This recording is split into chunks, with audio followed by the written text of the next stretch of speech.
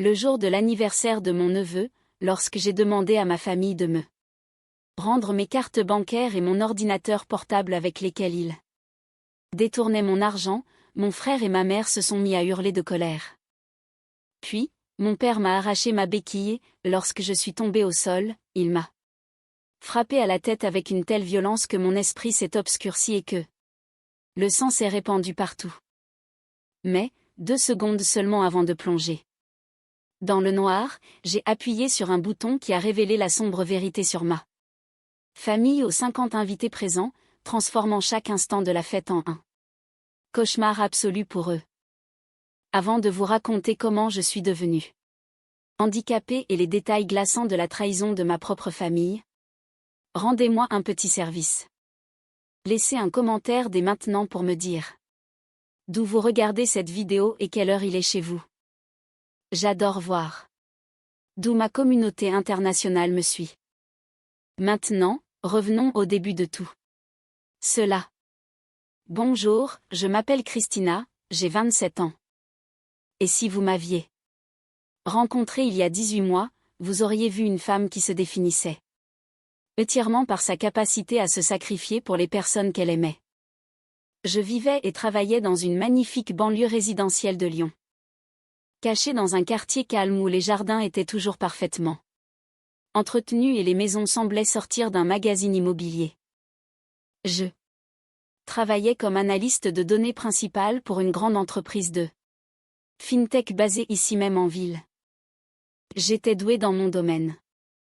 Je passais mes journées à fixer des lignes de code complexes, à démêler des flux de chiffres massifs et chaotiques pour les transformer en structures prévisibles et ordonnées.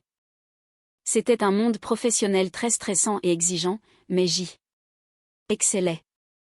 À 26 ans, mon travail acharné avait porté ses fruits et je gagnais confortablement un salaire à 6 chiffres. Mais le luxe m'importait peu. Je n'achetais pas de vêtements de marque et je ne partais pas en vacances coûteuses en Europe. Non, je réinjectais chaque centime de ma réussite financière dans ma famille. J'avais été élevée avec l'idée que le sang était plus épais que l'eau, que la famille était un lien indéfectible et que si une personne réussissait, elle avait l'obligation morale d'élever tout le monde. Mon père, Roger, et ma mère, Michel, ne manquaient jamais une occasion de me le rappeler. Ils s'assuraient que je sache qu'ils avaient sacrifié leur jeunesse pour m'élever. Alors, dès que mon compte en banque a commencé à croître, j'ai pris en charge les dettes de tout le foyer. Je suis devenu le pilier invisible soutenant leur vie. Chaque mois, comme une horloge, un virement automatique de 2200 € quittait mon compte pour payer le prêt immobilier de la maison de mes parents. Je ne voulais pas qu'ils craignent de perdre leur foyer.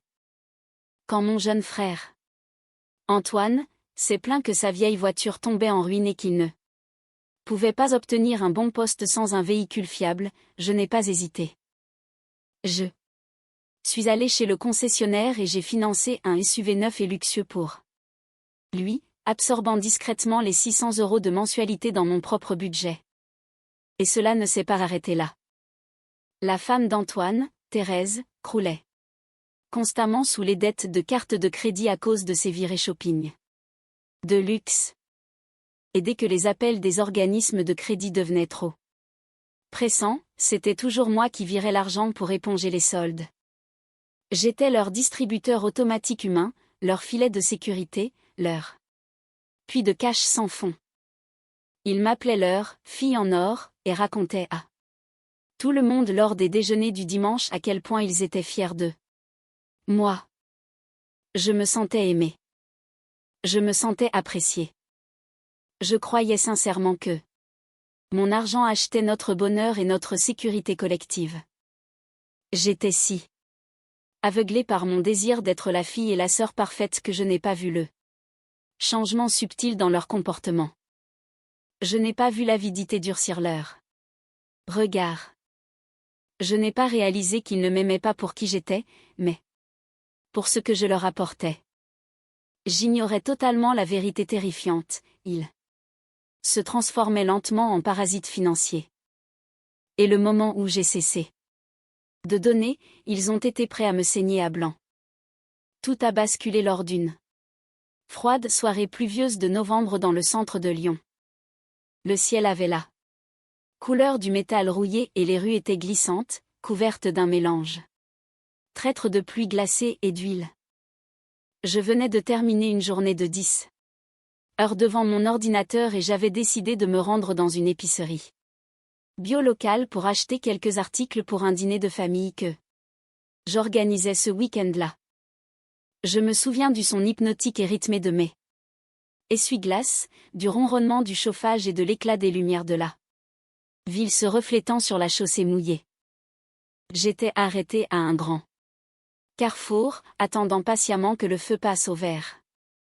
Je ne l'ai jamais vu arriver. Un gros pick-up, conduit par quelqu'un qui avait consommé beaucoup trop d'alcool dans un bar voisin, a grillé le feu rouge à 70 km/h. L'impact fut catastrophique. Le camion a percuté directement le côté conducteur de ma petite berline.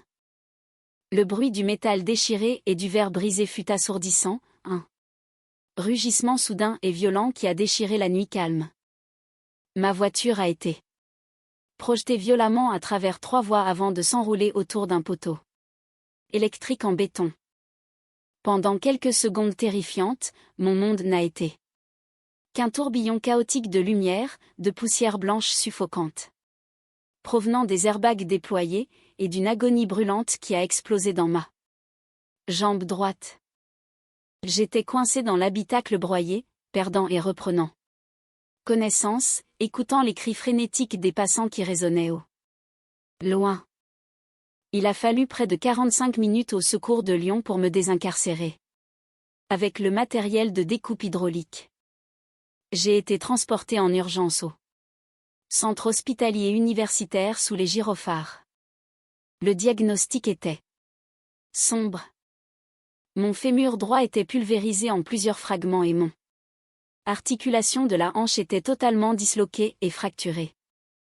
J'ai subi une opération d'urgence épuisante de 6 heures où les chirurgiens ont reconstitué mon os à l'aide de tiges en titane, de plaques et d'une douzaine de vis chirurgicales. Lorsque je me suis enfin réveillé en soins intensifs, pâle, épuisé et sous perfusion d'analgésiques puissants, mon chirurgien orthopédiste s'est assis à mon chevet. Il m'a regardé avec une expression grave et empathique. « Christina, vous avez survécu à un accident qui aurait dû vous tuer. » a-t-il dit doucement. « Mais les dommages à votre hanche sont sévères. Cette première opération servait juste à vous stabiliser. Pour marcher à nouveau. Normalement s'emboîter sévèrement toute votre vie, vous aurez besoin d'une chirurgie de reconstruction orthopédique hautement spécialisée dans environ 6 mois. C'est une procédure complexe, en raison des détails spécifiques de votre assurance privée complémentaire, cela vous coûtera 40 000 € de votre poche. J'ai hoché la tête à travers mes larmes, serrant mes béquilles en aluminium médical qui étaient appuyés contre le mur de la chambre. 40 000 € était une somme énorme, mais je n'étais pas totalement paniquée. J'étais une épargnante. Je savais que j'avais un compte d'épargne dédié aux urgences où j'accumulais discrètement des fonds pour les jours difficiles. J'avais exactement 40 000 € sur ce compte, intact, attendant de me redonner ma vie. Mais ma famille a vu ma vulnérabilité non pas comme une tragédie à consoler, mais comme une opportunité à exploiter. 2 jours après ma sortie de l'hôpital, alors que j'étais ramené chez mes parents pour récupérer, fortement sédaté et incapable de tenir debout sans une nausée atroce, Roger et Antoine ont organisé ce qu'ils ont appelé une « intervention familiale » dans le salon. Michel et Thérèse étaient assises sur le canapé, me regardant avec des visages pleins d'une inquiétude artificielle.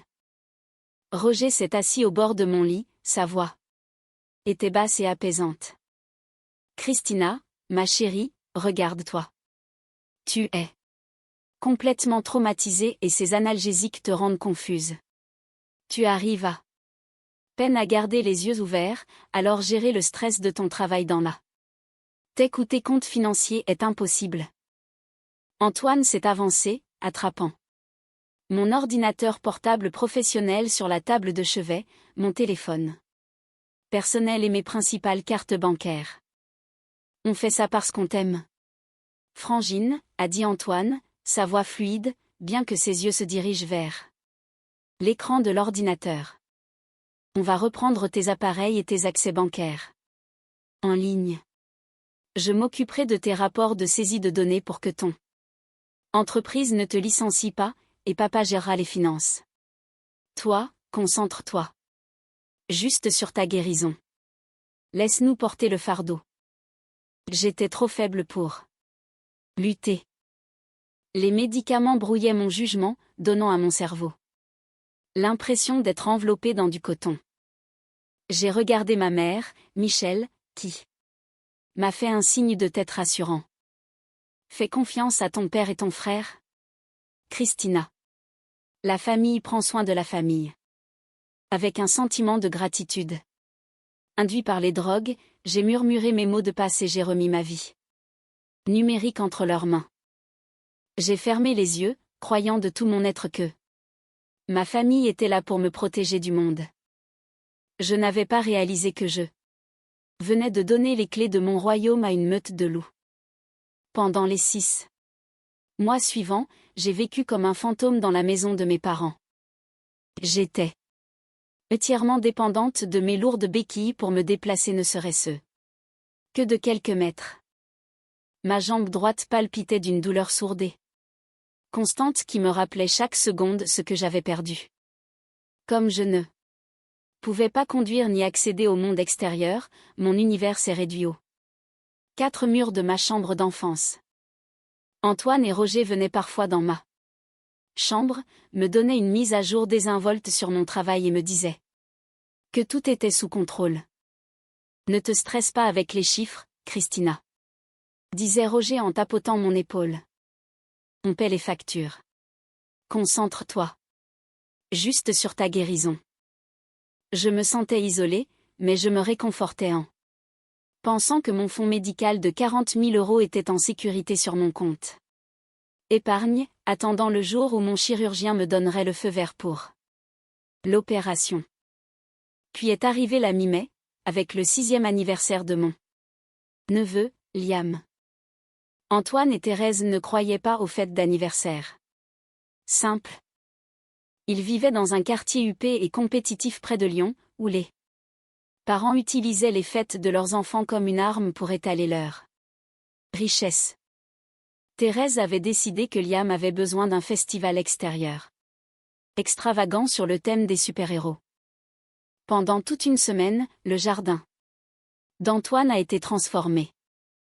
Un immense jeu d'aventure en bois sur mesure a été livré et assemblé par une équipe professionnelle. Une entreprise de traiteurs a installé des buffets gastronomiques. Ils ont même engagé une équipe de vidéastes professionnels avec des drones pour capturer chaque angle de l'événement pour les réseaux sociaux de Thérèse. On m'a emmené chez Antoine le matin de la fête, installé sur mes béquilles dans un coin du salon bondé. Plus de 50 invités, voisins, collègues d'Antoine et parents fortunés de l'école privée de Liam inondaient la maison et le jardin. Tout le monde riait, buvait du vin coûteux et s'émerveillait du luxe absolu du décor. J'étais assise là, silencieusement, me sentant comme un accessoire, une arrière-pensée dans la grande vitrine de réussite de ma famille. En milieu d'après-midi, la maison s'est un peu vidée. Alors que tout le monde se rassemblait dans le jardin pour regarder Liam grimper sur sa nouvelle structure de jeu. Je suis restée à l'intérieur, ma jambe me faisant trop souffrir à cause de l'humidité pour rester dehors au soleil. Alors que j'étais assise sur le canapé du salon, j'ai remarqué le sac à main de créateur de Thérèse, grand ouvert sur la table à manger. À l'intérieur, un écran clignotait et vibrait sans arrêt. J'ai froncé les sourcils. Ce n'était pas le téléphone habituel de Thérèse. L'étui noir mat était reconnaissable entre 1000. C'était mon ancien téléphone de travail, celui qu'Antoine avait pris à 6 mois sous prétexte de gérer mes rapports. Un sentiment de malaise, froid et tranchant, s'est tordu dans mon estomac. Pourquoi mon téléphone de travail? Était-il dans le sac de Thérèse lors d'une fête d'anniversaire? Pourquoi n'était-il pas dans le bureau d'Antoine? Poussé par un instinct soudain et incontrôlable, j'ai saisi mes béquilles, je me suis levé et j'ai boité prudemment jusqu'à la table. J'ai plongé la main dans le sac et j'ai sorti le téléphone. Comme la reconnaissance digitale était toujours réglée sur mon doigt, l'appareil s'est déverrouillé instantanément sous mes doigts. L'écran d'accueil était enseveli sous une montagne d'alertes textuelles et de notifications en temps réel provenant de mon application bancaire principale. J'ai appuyé sur l'icône de la banque, mon souffle se coupant. Ce que j'ai vu sur cet écran a fait tourbillonner la pièce autour de moi. Mon compte épargne médical, le compte qui était censé contenir les 40 000 € pour mon opération de la hanche, était totalement vide. Le solde affichait exactement 0 €. Mes mains ont commencé à trembler si fort que j'ai failli lâcher le téléphone. Le cœur battant, j'ai frénétiquement fait défiler l'historique des transactions des 48 dernières heures. Ma famille n'avait pas juste pioché dans mon argent. Ils avaient systématiquement massacré mon épargne. Il y avait un virement de 15 000 € directement vers l'entreprise de construction de jeux de jardin. Il y avait un débit de 5 000 € pour le service traiteur haut de gamme. Et le coup de grâce était une transaction en attente de 20 000 €, autorisée hier par Roger en utilisant ma signature falsifiée, comme apport massif pour une voiture de sport achetée chez un concessionnaire local au nom d'Antoine. Ils m'avaient complètement ruiné. Ils avaient pris l'argent destiné à me redonner la capacité de marcher, l'argent que j'avais gagné par le sang, la sueur et des journées de 10 heures. Et ils l'avaient incinéré pour une fête d'anniversaire d'un enfant de 6 ans et un nouveau jouet pour mon frère. Je suis restée là, dans la salle à manger silencieuse, les sons lointains des rires et des enfants criant dans le jardin résonnant à travers les fenêtres, ressentant un niveau de trahison qui me donnait physiquement envie de vomir. Je n'étais pas leur sœur ou leur fille. J'étais une carcasse, et ils étaient des vautours déchiquetant les derniers morceaux de ma chair. Je suis restée figée, les yeux rivés sur cet écran froid et brillant, alors que la vérité brutale se cimentait dans mon esprit. Les larmes qui venaient d'habitude si facilement quand je me sentais submergée ne sont pas tombées cette fois. Au contraire, une immobilité glaciale et terrifiante m'a envahie. La fille qui cherchait désespérément l'approbation de ses parents. La fille qui vidait volontiers ses poches juste pour voir son frère sourire.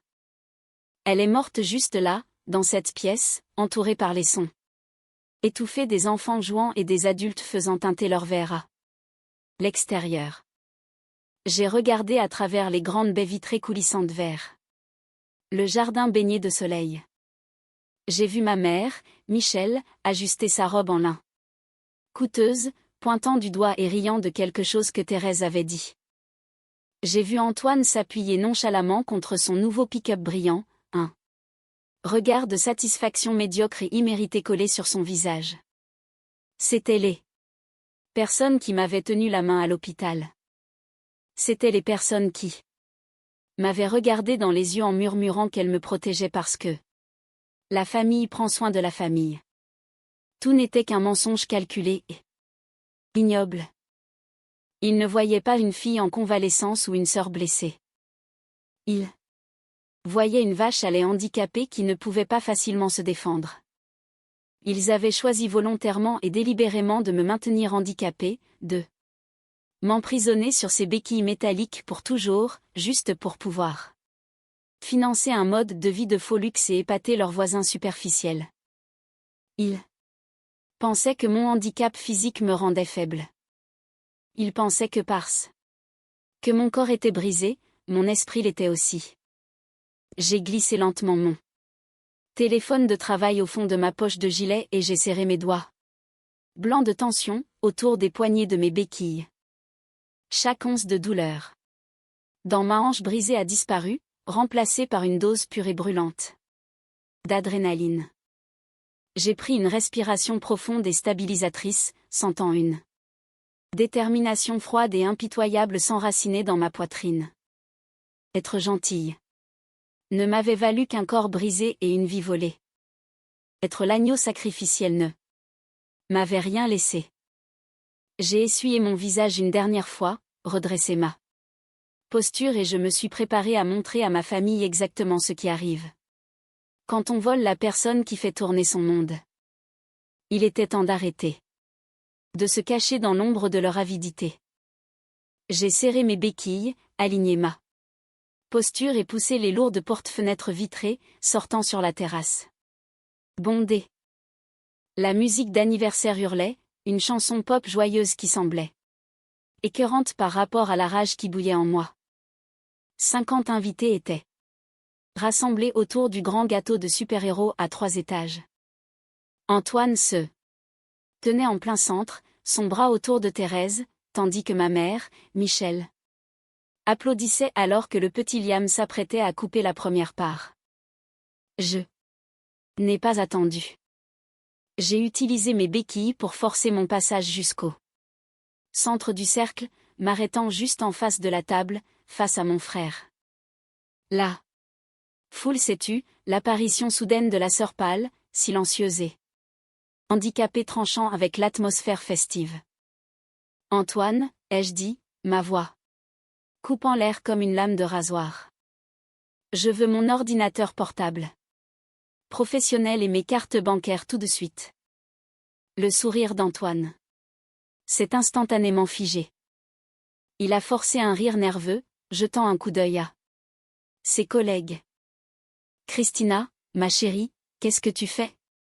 On coupe le gâteau. Va t'asseoir à l'intérieur. Tu es encore confuse.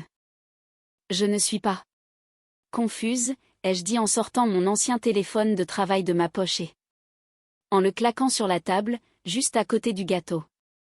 Je viens de voir les relevés bancaires. Tu as vidé mes 40 000 € destinés à ma chirurgie orthopédique. Tu as dépensé 15 000 € dans cette structure de jeu, 5 000 € dans la nourriture, et tu as versé 20 000 € d'apport pour une voiture de sport en utilisant ma signature falsifiée. Tu as volé ma capacité à marcher à nouveau, Antoine. Un souffle collectif a traversé la foule. Le visage de Michel est devenu d'un rouge cramoisi. Elle s'est avancée, sa voix montant dans les aigus. Christina, ferme ta bouche immédiatement. Comment oses-tu inventer de tels mensonges dégoûtants devant nos invités? Tu es mentalement instable à cause de tous ces antidouleurs. Nous avons tout sacrifié pour te soigner, petite ingrate. Les yeux d'Antoine se sont obscurcis, abandonnant totalement son jeu de frère protecteur. Il s'est penché sur la table, son visage à quelques centimètres du mien, et a sifflé, tu ne possèdes plus rien du tout, Christina. Tu es une incapable qui ne peut même pas tenir debout sans notre permission. Dégage de mon jardin. Je l'ai regardé droit dans les yeux. Ma voix parfaitement calme, froide, résonnant à travers la pelouse silencieuse. J'ai déjà téléchargé les journaux numériques. Si mon ordinateur, mon téléphone et mes cartes bancaires ne sont pas dans mes mains dans exactement 3 secondes, j'appelle la gendarmerie. Je vous ferai tous enfermer pour vol qualifié, usurpation d'identité et abus de confiance. Entendre le mot gendarmerie, devant ses voisins fortunés et ses partenaires commerciaux a fait craquer mon père, Roger. Il se tenait tranquillement près du barbecue, mais là, il a explosé.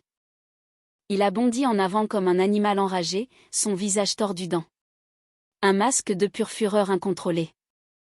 Tu penses pouvoir menacer ma famille? a-t-il rugi. Avant que quiconque puisse réagir, Roger a attrapé la béquille gauche sous mon aisselle et l'a arrachée avec une force violente. Sans support, mon équilibre a instantanément disparu. J'ai poussé un cri aigu alors que ma hanche brisée a lâché et que je me suis écroulé violemment sur le bois dur de la terrasse, ma tête frappant la base d'une lourde chaise en bois. La foule a hurlé d'horreur. Mais Roger n'en avait pas fini. Aveuglé par la rage et la peur d'être exposé, il a levé la lourde béquille en aluminium au-dessus de sa tête. Comme une batte de baseball. Tu gâches tout, a-t-il crié avant de faire s'écraser la barre métallique directement sur mon crâne. Un flash de lumière blanche a explosé derrière mes yeux, suivi d'une chaleur brûlante et agonisante. Le sang a instantanément commencé à couler le long de mon visage, s'étalant sur la terrasse. À travers le chaos qui s'estompait, j'ai vu ma cousine Vanessa bousculer ma mère qui hurlait. Vanessa a sorti son téléphone, a fixé mon père et a hurlé à plein poumon, j'appelle le 17. Roger vient de l'agresser. Éloigne-toi d'elle, psychopathe. Les minutes suivantes furent une symphonie floue et chaotique de terreur. Je gisais sur la terrasse maculée de sang, ma vision se réduisant à un étroit point de lumière. À travers le son qui s'estompait, j'ai entendu le crissement des pneus et le rugissement autoritaire des sirènes. Moins de 10 minutes après l'appel frénétique de Vanessa, 4 voitures de gendarmerie et une unité de secours ont envahi la propriété. Leurs gyrophares bleus se reflétant violemment sur les vitres immaculées de la maison d'Antoine. Roger, réalisant la gravité absolue du crime qu'il venait de commettre devant 50 témoins, a paniqué en voyant les premières lumières clignotantes. Il a lâché la béquille et s'est enfui par le portail du fond, courant aveuglément dans les bois bordant le quartier. Les secouristes se sont précipités sur la terrasse, appliquant une pression forte sur la plaie profonde qui jaillissait sur mon crâne. Alors qu'ils stabilisaient mon cou et me soulevaient sur un brancard, j'ai forcé mes yeux à s'ouvrir pour regarder ma famille une dernière fois. La scène était d'une justice poétique pure. La musique de super-héros jouait encore de manière moqueuse en arrière-plan, tandis que 2 gendarmes plaquaient Antoine contre le flanc de son nouveau pick-up brillant, lui tirant les bras dans le dos et enclenchant les menottes d'acier autour de ses poignets. Un autre officier lisait à ma mère ses droits, tandis qu'elle sanglotait hystériquement, sa robe coûteuse tachée par la terre du jardin. Ils étaient arrêtés sur le champ pour fraude financière, usurpation d'identité et complicité de crimes violents. Thérèse était assise dans l'herbe, serrant Liam contre elle, hurlant pendant que les voisins regardaient toute l'illusion de haute bourgeoisie s'effondrer. J'ai été transporté d'urgence au CHU, l'hôpital exact où mon parcours avait commencé. Les médecins ont traité ma commotion cérébrale sévère et ont refermé la plaie sur mon crâne avec 14 points de suture. Mais pendant que j'étais sur ce lit d'hôpital, les choses ont bougé rapidement. Comme le crime était grave et les preuves absolues, un juge a immédiatement ordonné le gel de tous les comptes bancaires d'Antoine et de Roger. L'apport de 20 000 € pour la voiture de sport a été légalement révoqué et les fonds restants ont été saisis comme restitution criminelle. 2 semaines plus tard, en utilisant mon propre argent récupéré et protégé par la justice, j'ai enfin été amené au bloc opératoire pour ma chirurgie de reconstruction orthopédique tant attendue. La procédure de 5 heures fut un succès complet. Les chirurgiens ont réaligné ma hanche, nettoyé le tissu cicatriciel endommagé et m'ont donné une vraie chance de remarcher. La bataille juridique qui a suivi au cours des mois suivants fut brutale, mais je suis resté de glace. Ma mère et mon frère ont envoyé des lettres désespérées de la prison me suppliant d'abandonner les poursuites, pleurant que la famille ne devrait pas poursuivre la famille. Je n'ai jamais répondu. J'ai remis chaque lettre directement au procureur. Roger a été capturé 3 semaines après l'agression, caché dans un motel miteux près de la frontière. Lors du jugement final, le juge n'a fait preuve d'aucune clémence pour agression aggravée avec arme sur personne handicapée. Roger a été condamné à 7 ans de prison ferme. Antoine et Michel ont tous deux reçu 3 ans de prison pour fraude financière et usurpation d'identité. Leurs réputations ont été totalement détruites.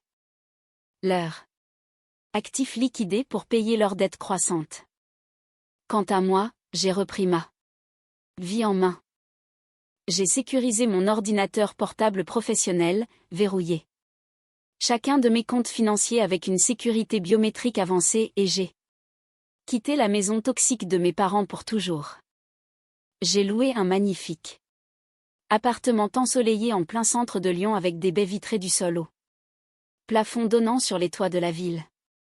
6 mois après le début de mes séances de kinésithérapie intensive dans un centre local, j'ai rencontré un homme nommé Caleb. Il était l'un des principaux kinésithérapeutes de l'établissement. Dès le premier jour, il ne m'a pas regardé avec pitié, et il ne m'a pas vu comme un distributeur de billets. Il a vu ma résilience. Il a passé des heures à m'aider à reconstruire la force de ma jambe droite, à m'encourager quand j'ai fait mes premiers pas hésitants et douloureux sans canne, et à tenir ma main quand la douleur fantôme devenait trop difficile à supporter.